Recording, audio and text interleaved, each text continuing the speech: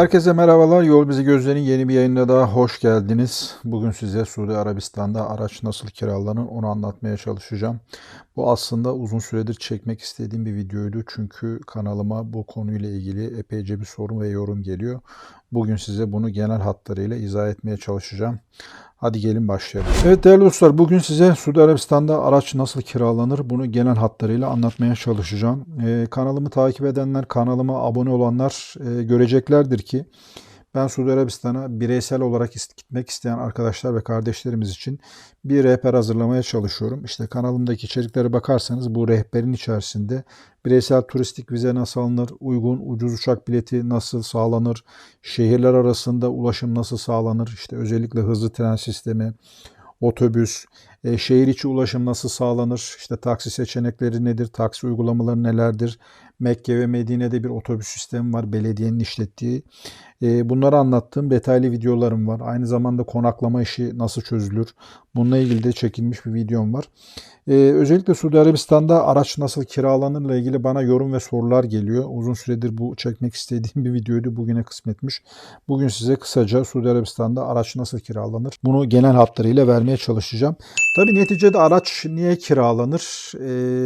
Şöyle baktığınız zaman birden fazla kişiyseniz, örneğin 4 kişilik bir aileyseniz bu işin iki tane bakacağınız noktası var. Birincisi maliyet, ikincisi konfor. Neticede 4 kişiseniz, örnek vereyim, hızlı tren sistemine binecekseniz 4 tane bilet almanız gerekiyor. Veyahut da Mekke'den Medine'ye seyahat etmeniz gerekiyor. Hızlı treni kullanabilirsiniz, otobüs kullanabilirsiniz. Gene 4 tane bilet almanız gerekiyor. İşin bir mali boyutu var. İkincisi de bir konfor boyutu var. Neticede altınızda bir araç var. Çok rahat bir şekilde istediğiniz yere, istediğiniz zaman gidebilme imkanı veriyor. Tabi bu önemli bir özgürlük. Bu arada bir noktayı da hatırlatmak istiyorum. Özellikle Suudi Arabistan'a umre ibadeti için giden değerli kardeşlerimiz için Suud'da, özellikle Mekke'de Kabe ve Haram çevresinin aşağı yukarı 2-3 kilometrelik bir radyan alanından bahsediyorum. Bu alanda arkadaşlar ciddi bir otopark krizi var. Krizi var yani, bir gittiğiniz döneme göre de çok değişkenlik gösterir bu, ama araç kiralarken bunu aklınızın bir köşesinde muhakkak tutun. Çünkü oteliniz harama yakın olabilir. Hatta uzakta olabilir. Özellikle Azizye, Şişa, Nasım, buralar 8-9-10 kilometre mesafedeki yerler. Mevcut aracınızla haram çevresine girecekseniz özellikle otopark noktasında çok ciddi problem var. Oteliniz harama yakınsa otopark seçeneğinin olup olmadığını muhakkak kontrol edin. Uzaktaysa aracınızı nereye koyabileceğinizle ilgili muhakkak gitmeden önce kafanızda bir fikriniz olsun. Çünkü dediğim gibi o çevre çok sıkışık, çok fazla tur otobüsü geliyor, çok fazla grup geliyor, çok fazla araç girişi var. Belli yerler yasaklanıyor, belli yerler kapatılıyor, işte namaz vakti oluyor vesaire falan. O alan araba konusunda önemli bir problem. Bu noktayı unutmamanızı tavsiye ediyorum. Şimdi değerli dostlar, Suudi Arabistan'da araç kiralayabilmek için tabii bir takım kurallar ve şartlar var. Bunları size kısaca anlatmaya çalışacağım. Şimdi geçmişte Suudi Arabistan'da yabancılar araç kiralayamıyordu. Özellikle umre vizesi ve hac vizesine sahipseniz kesinlikle araç kiralamanız yasak. Araç kiralayabilmek için Suud'da ikama dediğimiz bir residence, oturum hakkına sahip olmanız gerekiyordu. Tabi bu 2019 yılından beri yapılan Saudi 2030 Turizm Vizyonu kapsamı içerisinde çok önemli değişiklikler yapıldı. Bu değişikliklerle beraber de artık yabancıların ülke içerisinde rahatlıkla araç kiralayabilme imkanı getirildi. Şimdi araç kiralayabilmek için Suudi Arabistan'da tabii bir takım şartlar var. Kısaca bunları ben hemen değineceğim. Şimdi öncelikli şartlardan bir tanesi yaş meselesi. Suudi Arabistan'da araç kiralayabilmek için minimum 21 yaşında olmanız gerekiyor. Hatta bazı şirketler bunu 25 olarak uyguluyor. Diyelim 25 ile 21 arasındasınız. Bazı şirketler de diyor ki kardeşim bunun için ben senden ekstra bir bedel alırım. Yaş şartı kısmı böyle. Şimdi bir sürücü belgesi meselesi var. Bu konuda karıştırılan bir konu. Bununla ilgili bana epey bir soru geliyor. Ben bunun şimdi doğrusunu size anlatacağım. Suudi Arabistan'da araç kiralayabilmek için yeni tip Türk ehliyetleri geçerli değerli dostlar. Ancak burada bir istisna, bir ayrıntı var. Bunu bilmeniz gerekiyor. Şimdi Suudi Arabistan İçişleri Bakanlığı'nın bu konuda bir genelgesi var. Ülkeye gelen yabancılar eğer araç kiralıyorlarsa ehliyetleriyle beraber yanlarında uluslararası sürücü belgesi bulundurmak zorunda. Biz buna International Driver Permit diyoruz. Bu uluslararası sürücü belgesini Türkiye Turing Kurumu veriyor. Türkiye Turing ve Otomobil Kurumu. Bakın burada web sitesini size gösteriyorum. Turing.org.tr. Buraya girdiğiniz zaman gümrük ve trafik belgelerinde uluslararası sürücü belgesi kısmına tıkladığınız zaman burada bakın uluslararası sürücü belgesi yani IDP'den bahsediyor. Türk vatandaşları için hangi evrakların gerektiğini ve şurada fiyat bilgisi var. İşte ehliyet 1338 TL. Bunun bir harcı var. 2628 TL'ye kadar. İşte KDV'si var. Toplamda 4235 TL'ye mal oluyor. Ve bunun geçerliliği de 1 yıl. Tabii şimdi burada şöyle bir husus var. Kiralama yapmak istediğiniz araç şirketlerinin bazıları ehliyetinizle beraber IDP'yi görmek istiyor. Ancak bazıları da ya o benim ilgi alanımda değil diyor. Neticede aracı kiralayan şirketin sorumluluğunda değil bu mevzu. Yani diyelim burada 2 tane örnekten bahsedeceğim. Bir polis kontrol noktasına geldiğiniz zaman polis sizden bunu talep edebilir. Birincisi bu. İkincisi ve daha önemli bir problem ise hani hiç istemeyiz ancak başınıza kötü bir şey gelirse özellikle trafik kazası gibi mevzu geldiğinde şimdi kanunun yasanın istediği her şey göz önüne çıkıyor. Yani diyelim Allah korusun bir trafik kazasına karıştınız. Neticede Suudi Arabistan'da araç kiraladığınızda böyle bir şey başınıza gelirse öncelikle araç kiralama şirketine sizden talep ettiği birinci şey polis raporu. Yani siz polisi çağırdığınız zaman sizden sürücü belgenizi, bu az önce söylediğim uluslararası ehliyeti görmek isteyebilir. Şimdi birçok kişi bu uluslararası ehliyet belgesini atlıyor. Normal gidip kendi Türk ehliyetiyle arabayı kiralıyor. Tamam yani başına hiçbir şey gelmeden gidiyor arabayı teslim ediyor. Herhangi bir sorun olmadan evet abi ben bu işi yaptım bu iş böyle de oluyor diyor. Dediğim gibi bana gelen sorulardan bir tanesi buydu. Buna da bu şekilde cevap vermiş olayım.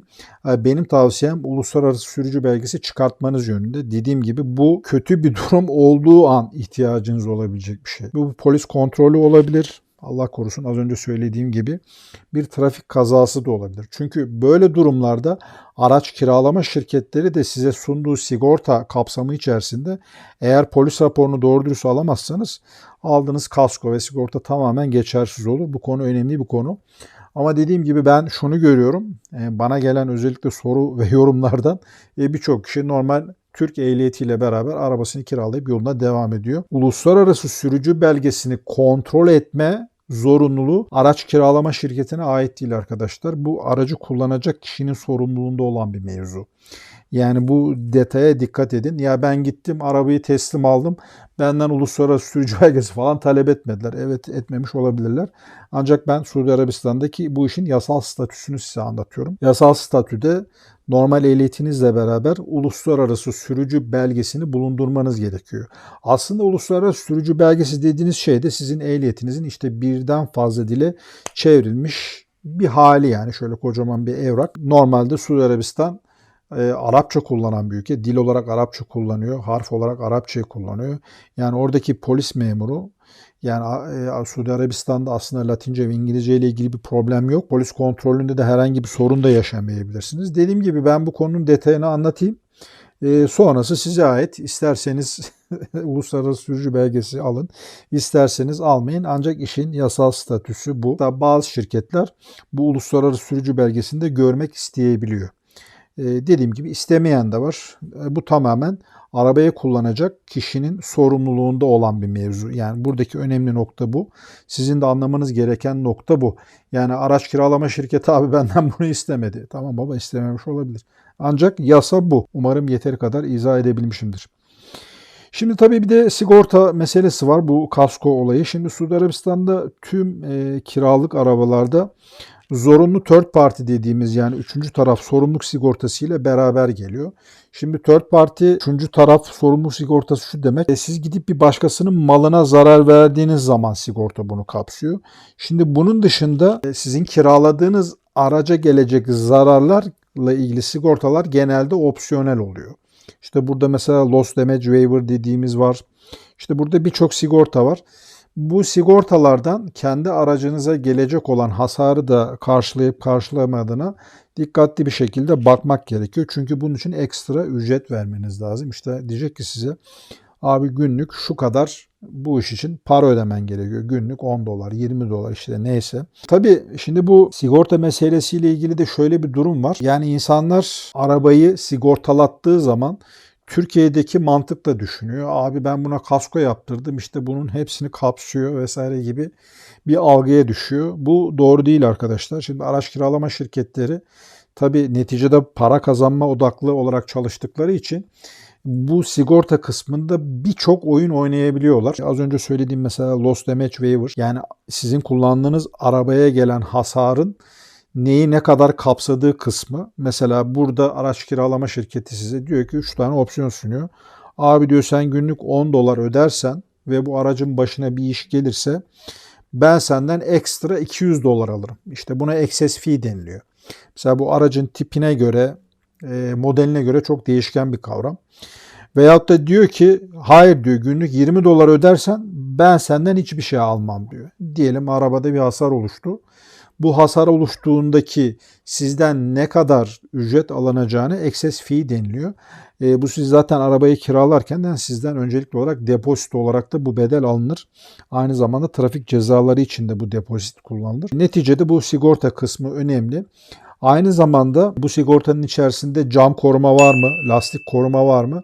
Bunlara da dikkat etmek gerekiyor. Çünkü bunların çoğu ayrı opsiyon olarak satılıyor. Yani siz diyorsunuz ki ya abi ben sigortayı yaptırdım ancak benim lastiğim gümlemiş. Bir bakıyorsunuz poliçenizde lastik koruma yok. Veya bir bakıyorsunuz cam koruma yok. Aynı zamanda road assistance dediğimiz yol yardımı var. Diyelim mesela çok uzun yollara gidecek olabilirsiniz. Uzun mesafeler kat etmek istiyor olabilirsiniz. Çöle gitmek istiyor olabilirsiniz. Yolda bir şekilde aracınız arıza yaparsa işte road assistance denilen bir yol yardım var.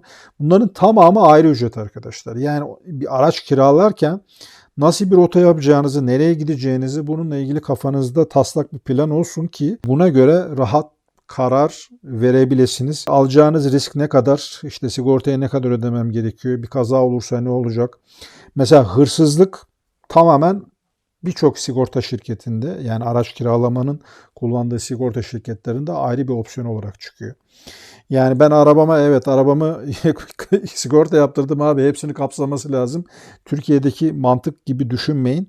Bunların her biri ayrı bir opsiyon. Kiralarken bu detaylara bakın. Ben neyi riske ediyorum, ne kadar riske ediyorum? Önemli olan bunu bilmek. Yani burada anlatmaya çalıştığım şey şu. Umarım sigorta meselesini anlatabilmişimdir. Bu karışık bir konu. Bu konuyla ilgili kafanıza takılan bir şey olursa yorumlar kısmına yazarsanız cevaplamaya çalışırım. Hatta info@yolbizigözler.com'a da mail atabilirsiniz. Diğer bir konu arkadaşlar, yol kuralları. Şimdi Suudi Arabistan'da tabii tüm sürücülerin uyması gereken katı yol kuralları var. Tabii bunların akılda tutulması gerekenlerden ben birkaç tanesini söyleyeyim. Tüm sürücüler her zaman arkadaşlar ehliyet kemeri takmak zorunda. İşte cep telefonu vesaire falan kullanıyorsunuz, bu kesinlikle yasak. İşte handsfree, bluetooth vesaire falan olursa onda zaten problem yok. Türkiye'de de biliyorsunuz artık bu ciddi bir ceza konusu haline geldi. Özellikle EDS üzerinden cep telefonu konuşulanlara ciddi cezalar geliyor. Şimdi Suudi Arabistan'da arkadaşlar karayollarında normal otobanlarda hız sınırı 120 kilometre. Ancak bazı bölgelerde bunlar çok daha düşük olabiliyor. Şimdi diğer bir konu, tabii Suudi Arabistan'da muhtemelen böyle bir şey düşünmezsiniz ama Suudi Arabistan'da araç kullanırken alkol promili diye bir limit yok arkadaşlar. Sıfır tolerans var bu konuda. Eğer bu şekilde yakalanırsanız başınıza ciddi sıkıntılar çıkabilir. Zaten neticede umre ibadeti için giden değerli kardeşlerimizin böyle bir şeyi düşünmesini beklemiyorum. Ancak neticede turistik amaç için gitseniz bile bir şekilde alkollü bir şekilde yakalanırsanız bunun cezası ağır. Bu arada da onu ifade etmiş olayım. Şimdi değerli dostlarım, bir de tabii yakıt meselesi var. Şimdi özellikle şehirler arası uzun yıllar boyunca akaryakıt istasyonları çok fazla değil. Yani diyelim mesela Cidde'den Medine'ye gideceksiniz. Oldukça uzun bir mesafe. Kiralayacağınız aracın deposunun büyük olmasına dikkat edin ve mümkün olduğunca dolu tutmaya çalışın. Çünkü dediğim gibi bu özellikle şehirler arası yollarda petrol istasyonları çok sık değil. Bu önemli bir problem haline gelebiliyor bazen. Özellikle araç kullanırken bu konuya da dikkat etmekte fayda var. Şimdi diğer bir konu değerli dostlar, Suudi Arabistan'daki araç kiralama şirketleri kiraladıkları araçlarla ilgili genelde bir kilometre sınırı koyuyorlar. Mesela diyelim bir hafta kiralamak istiyorsunuz. Size diyor ki bir hafta boyunca arkadaş 1400 kilometre yapabilirsiniz. Mesela bazı kiralama şirketleri diyor ki günlük 200 kilometre yapabilirsiniz. İşte bazı kiralama şirketleri abi ben böyle bir şey istemiyorum. Unlimited sınırsız istiyorum diyorsanız diyor ki abi tamam sınırsız için de ekstra senden şu kadar bedel alırım diyor. Bu konuya da dikkat etmenizde fayda var. Çünkü eğer bu konuya dikkat etmezseniz teslim alırken ve teslim ederken aradaki fark hesaplandığı için kilometre başına ciddi rakamlar ortaya çıkabiliyor. Önemli bir konu. Kiraladığınız aracı ne kadar kilometre yapacaksınız? Az önce söylediğim gibi araç kiralamadan önce işte kafanızda bir taslak olursa işte ben ne kadar kilometre yapacağım? İşte atıyorum Cidde'den Medine'ye geçeceğim. Medine'den tekrar Mekke'ye geleceğim. Mekke'den tekrar Cidde'ye geçeceğim. İşte atıyorum yani böyle bir taslak plan yaparsanız işte şehir içerisinde aşağı yukarı şu kadar kilometre yaparsam diye böyle bir tahminleme yapmanızda fayda var. Ya ben bu işlerle uğraşmak istemiyorum diyorsanız dediğim gibi bazı kiralama şirketleri de sınırsız verebiliyor. Ancak bunun için ekstra bir bedel talep ediyor. Bu kısım önemli. Şimdi diğer bir konu aracı teslim aldığınızda bıraktığınız yer meselesi. Şimdi örnekten gidelim. Cidde'ye geldiniz. Cidde'den Mekke'ye gittiniz. Allah kısmet etti. Umre ibadetini gerçekleştirdiniz. Ve arkasından Medine'ye gittiniz. İşte Medine'de belli bir süre geçirdikten sonra tekrar Cidde'ye geri dönmek istemiyorsunuz. Diyorsunuz ki ben Medine'de bu arabayı bırakayım. Şimdi böyle bir opsiyonu veren şirketler var arkadaşlar. Ancak bu şirketlerin büyük bir kısmı genelde one way fee dediğimiz yani tek yön bırakma ücreti keserler sizden. Yani toplamda işte kiralamak istediğiniz arabanın opsiyonlarını seçtiğinizde işte sigortasını seçtiniz. E, Az önce anlattığım şeyleri baktınız. Bunun yanında tek yön bırakmak isterseniz bunun için ekstra bir ücret çıkıyor. Ve aynı zamanda da bunu her kiralama şirketi sunmuyor. Böyle bir düşünceniz ve niyetiniz varsa bunu işte bir miktar araştırmayla bulabilirsiniz diye düşünüyorum. Diğer bir konu birden çok sürücü meselesi. Yani diyelim çok uzun yollar yapacaksanız diyelim iki kişisiniz. İki kişide de ehliyet var. İkisi de araç kullanabiliyor. Değişmeli olarak mesela böyle bir şey yapabilirsiniz. Ancak ek sürücü eklediğiniz zaman gene maliyet artıyor. İşte diyelim bir haftalık kiralayacaksınız. 7 gün için her bir güne diyor ki işte abi ben ek sürücü için 3 dolar daha alırım. İşte topladığınızda işte 3 kere 7 21 dolar gibi bir şey oluyor. Bu ek sürücü meselesini de önceden düşünün. İşte çok uzun yollar yapacaksanız yanınızda da ek bir sürücü varsa işte 3-4 saatte bir değişmekte fayda olabilir. İşte mesela Cidde Medine arası oldukça uzun bir mesafe araçla giderken. Keza yine Medine'den tekrar Mekke'ye dönmek isteyebilirsiniz. Gene aradaki mesafe uzun. Bir yanınızda ek bir şoför varsa bunu da değerlendirebilirsiniz. Az önce depozito kısmına kısmen girmiştim biliyorsunuz. Şimdi Suudi Arabistan'da tabii araç kiralayabilmek için kredi kartı zorunlu değerli dostlar. Yani bu kiralama şirketi kredi kartından belli bir depozitoyu sizden alıyor. Bu depozito çok değişkenlik gösteriyor. Biraz önce bahsetmiştim. Aşağı yukarı 500 ila 2000 Suudi Riyali arasında değişiyor bu. Az önce söylediğim excess fee'yi anlatmıştım biraz önce. İşte içinde o oluyor. Trafikte hareket ederken yiyebileceğiniz potansiyel trafik cezaları için tutuluyor vesaire gibi belli bir depozit miktarı alınıyor zaten. Bu depozit miktarı siz arabayı başarılı bir şekilde teslim ettikten sonra belli bir süre sonra otomatik olarak kartınıza iade ediliyor eğer bir problem yoksa. Diğer önemli bir husus değerli dostlar aracınızı alırken muhakkak görsel kontrol yapmanızı tavsiye ediyorum. Yani ben dünyanın çok çeşitli ülkelerinde araç kiraladım. Başıma türlü türlü işler geldi.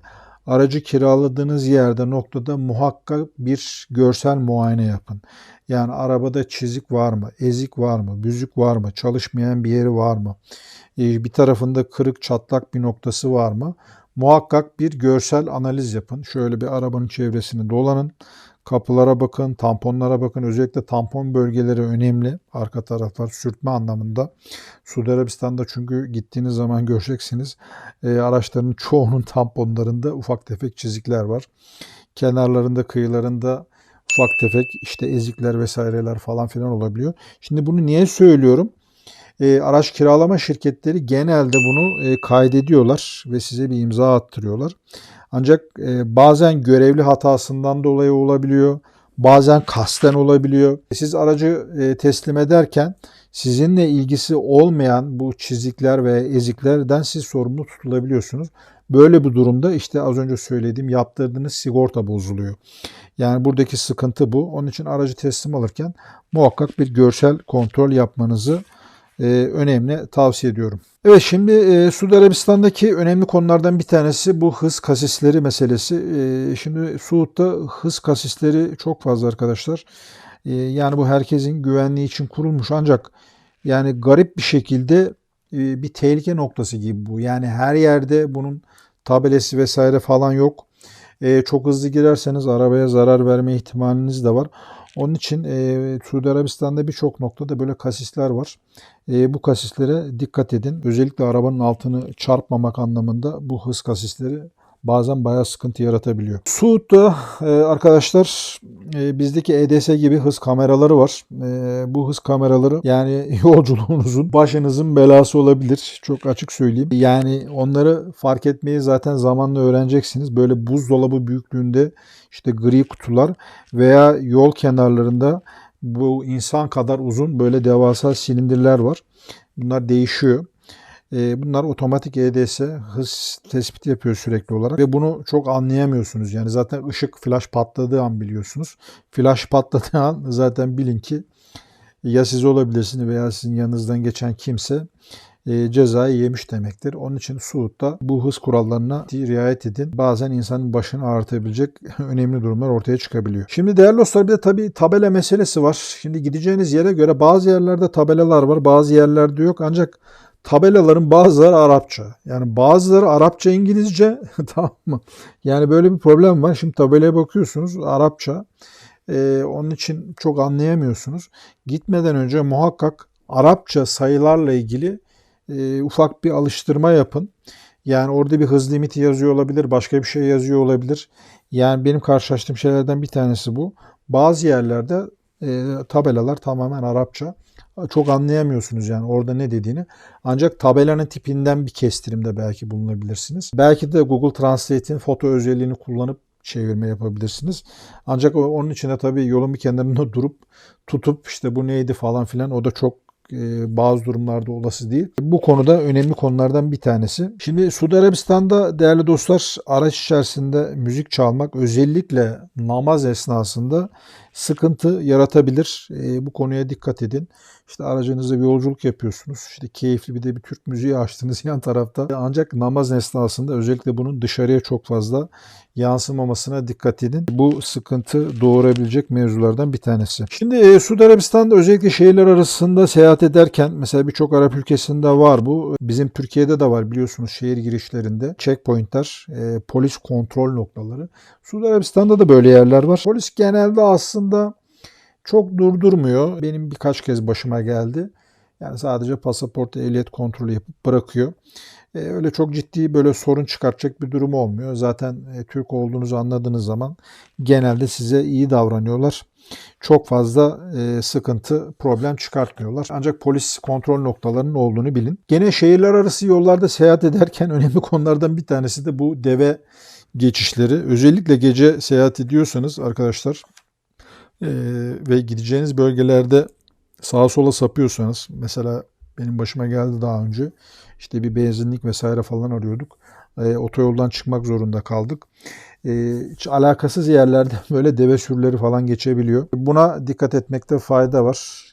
Bunun bazen işaret oluyor, bazen olmuyor. Şimdi değerli dostlar tabii Suudi Arabistan'daki araç kiralamadaki önemli konulardan bir tanesi de özellikle şehirler arası yol kat ediyorsanız bu dinlenme alanları ve tuvalet konusu. Şimdi bu dinlenme alanları ve tuvalet konusunda bu şehirler arası yol çok gelişmiş değil. Yani bunları böyle çok böyle rahat bulamıyorsunuz. Benim size tavsiyem işte özellikle büyük akaryakıt istasyonlarını navigasyonunuzda konumlamak. McDonald's vesaire gibi böyle food court'u olan yemek yeme alanları olan böyle büyük akaryakıt istasyonları var. Onlara odaklanmanız böyle her yerde çok rahatlıkla böyle Türkiye'deki gibi bulmak çok kolay olmayabiliyor. Çünkü dediğim gibi petrol istasyonlarının sıklığı o anlamda çok fazla değil. Yani atıyorum Cidde'den Medine'ye gideceksiniz. Böyle yüzlerce petrol istasyonuyla falan karşılaşmıyorsunuz. Onun için bu dinlenme alanları ve tuvalet meselesinde aklınızın bir köşesinde dursun. Tabii şimdi aracı kiraladınız, aracı teslim edeceksiniz. Bu önemli konulardan bir tanesi de aracı teslim ederken yakıt ikmali yapmanız gerekiyor. Normalde araç kiralama şirketleri size aracı full olarak teslim ederler ve full olarak geri almak isterler. Yani aracı nereye teslim edecekseniz muhtemelen araç teslim noktasına gelmeden işte 5-10 kilometre önce veya 10-15 kilometre önce muhakkak yakıtınızı tam olarak doldurun, fullleyin, o şekilde bırakın. Eğer bu şekilde bırakmazsanız araç kiralama şirketi sizden ekstra bir bedel tabii kesiyor ve bu ekstra bedel normal piyasa fiyatının epeyce bir üzerinde oluyor. Atıyorum işte 1 litre benzine şu kadar veriyorsanız bunun üzerine bir servis bedeli koyuluyor, o rakam yüksek oluyor vesaire gibi konular var. Önemli konulardan bir tanesi de bu araç tesliminde aracınızı nasıl aldıysanız o şekilde teslim etmeniz bekleniyor.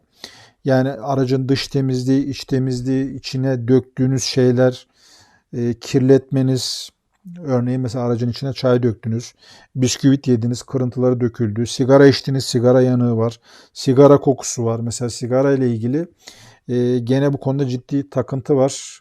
Birçok araç kiralama şirketi araç içerisinde sigara içmeyi kesinlikle yasaklıyor koku olduğundan dolayı. Şimdi böyle problemler olduğu zaman arabayı götürdüğünüzde işte sizin önünüze hiç beklemediğiniz böyle alakasız şeyler çıkabiliyor. İşte arabanız içini kirletmişsiniz. İç temizlik atıyorum 20 euro. Dış temizlik atıyorum 10 euro. İşte koltuğu sigara yanığı var. İşte komple döşemesi değişecek 50 euro vesaire gibi böyle sürprizlerle karşılaşabilirsiniz. Onun için ki aracı nasıl teslim aldıysanız benzer bir şekilde bırakmanız sizden bekleniyor. Bazen araç kiralama şirketleri bunu bir şey gibi kullanabiliyor. Buna da dikkat etmek lazım. Çok kızmamak lazım, sinirlenmemek lazım. Suudi Arabistan'da dikkat etmeniz gereken önemli hususlardan bir tanesi de bu. Yani mümkün olduğunca aranızdaki işte bu araç kiralama işini konuşuyoruz mesela. Benim geçmişte başıma geldi. Mümkün olduğunca yavaşça, sinirlenmeden, sakin bir şekilde konuyu halletmeye çalışın. Gereksiz strese, hatta kavga boyutuna gidecek noktalara asla girmeyin. Suudi Arabistan bu konuda sıkıntılı bir yer değerli dostlar. Onun için sorununuzu, derdinizi mümkün olduğunca barışçıl bir şekilde, sakin bir şekilde anlatmaya çalışın. Şimdi buraya kadar anlatacaklarım işte arabayı nasıl kiralamanız gerekiyor, hangi şartlar var, neler yapmanız lazım, nelere dikkat etmeniz lazım. Bunları kısaca size anlatmaya çalıştım. Şimdi araçları nereden kiralayacaksınız? Arkadaşlar bunlarla ilgili Suudi Arabistan'ın bu uluslararası şirketlerin siteleriyle bağımsız yerleri var. Çünkü Suudi Arabistan'da iş yapabilmek için muhakkak bir yerel Arap ortak gerekiyor. Ben bunlardan birkaç tanesini size vermeye çalışacağım. Şimdi vereceklerimden bir tanesi Türkiye'de son zamanlarda araç kiralamada özellikle ön plana çıkan bir şirket var. Yolcu360.com. Buraya bakabilirsiniz. Şimdi bunun dışında vereceğim diğer site budgetsaudi.com. Buraya bakabilirsiniz değerli dostlar. Avis'in kendi web sitesi var. avis.com.saudi. Buna bakabilirsiniz. Yine uluslararası bir şirket Hertz var. Suudi Arabistan'da aktif. Hertz'e bakabilirsiniz. Gene Alman şirketi Sixt var. Sixt.com Saudi'ye bakabilirsiniz. Yolcu 360'ı söyledim zaten. Bunun dışında önerebileceğim son site rentalcars.com. Bu arkadaşlar uluslararası otel kiralama rezervasyon şirketi Booking.com'a ait. Burayı satın aldı bu. Burada hatta şimdi beraber bir tane örnek yapalım. Mesela Cidde diyelim buraya. Mesela Mayıs'ın 4'ü gibi alalım. 9'u gibi verelim. Mesela bakın bize Avis'ten işte 6047 lira gibi bir rakama bir fırsat getirdi. Şimdi şurada önemli bilgiler kısmı var. Bakın burada az önce size bahsettiğim depozitoyu ifade ediyor. Mesela bu araç için 250 Saudi riyali bir depozitodan bahsediyor burada. Bakın excess fee'yi anlatmıştım sigorta için. Bakın burada araç için vergi dahil 2500 Saudi riyali hasar sigortası aşımı vardır diyor. Yani bunu videonun başında anlatmıştım. Şimdi bakın mesela bu araç için sizden alınacak toplam depozito miktarı 2500 Suudi riyali artı 258. Yani diyelim arabanın başına bir şey geldi, bir kaza oldu, Allah korusun. Dediğim gibi böyle bir durumda kiralama şirketi bu sigorta firması üzerinden sizden toplam 2500 Suudi riyalini tahsil edecektir. Yani az önce söylediğim, anlattığım size aracın görsel incelemesi vesaire gibi konular önemli konular. Yani hiç sizle alakası olmayan konulardan dolayı sorumlu tutulabilirsiniz. Yani araç kiralamak önemli bir konu. Bu konuyu ciddiye alın. Dediğim gibi görsel muayenenizi yapın. Sigorta şartlarınızı bilin. Bu videonun başında anlattığım her şeye dikkatli bir şekilde bakın ki riskinizi bilin. Evet değerli dostlar, son olarak söyleyeceğim. Suudi Arabistan biliyorsunuz şer'i bir ülke. Cuma günleri ülkede tabii hafta tatili var. Bu hafta tatilinden dolayı araç teslimi yaparken özellikle şehir içindeki merkezler kapalı olabilir. Bu durumda yapabileceğiniz tek şey havalimanına bırakmak veya havalimanından teslim almak. Gene aynı şey petrol istasyonlarında falan da olabiliyor. Mesela yakıt almak istiyorsunuz. Namaz vakti ise veya özellikle cuma gibi bir zamansa petrol istasyonu tamamen geçici bir süreliğine falan kapanabiliyor. Yani böyle şeyler o ülkede olağan. Bu arada da onların da bilgisini size vermiş olayım. Evet değerli dostlar, bugün Suudi Arabistan'da araç nasıl kiralanır bunu konuştuk. Umarım anlattığım bilgiler sizler için faydalı olmuştur. Sorularınız olursa yorumlar kısmına yazabilirsiniz. Bildiğim kadarıyla size cevap vermeye çalışırım. Arzu eden arkadaşlar info@yolbizigözler.com'a mailde atabilirler. Biliyorsunuz kanalımda bir üye abonelik ve katıl sistemi başlattım. 3 tip aboneliğim var burada. İşte bir tanesi gümüş, ikincisi bronz, üçüncüsü de altın olmak üzere. İşte gümüş olursanız yorumlarınıza ve elektronik postalarınıza hemen cevap veriyorum. Bronz olursanız sadece abonelere özel bir takım videolarım var. Mesela Suud'da konaklama işi nasıl çözülür? Bu sadece abonelere özel. Çok küçük sembolik rakamlar bunlar. Bu katıl butonuyla bunları isterseniz bakabilirsiniz, seyredebilirsiniz. Benim bugün anlatacaklarım bu kadar. Umarım bu video sizler için faydalı olmuştur. Her zaman söylediğim gibi faydalı olduğunu düşünüyorsanız lütfen ama lütfen videoyu beğenmeyi ve kanala abone olmayı unutmayın. Bir sonraki videoda görüşmek üzere. Herkese sevgiler, selamlar, saygılar.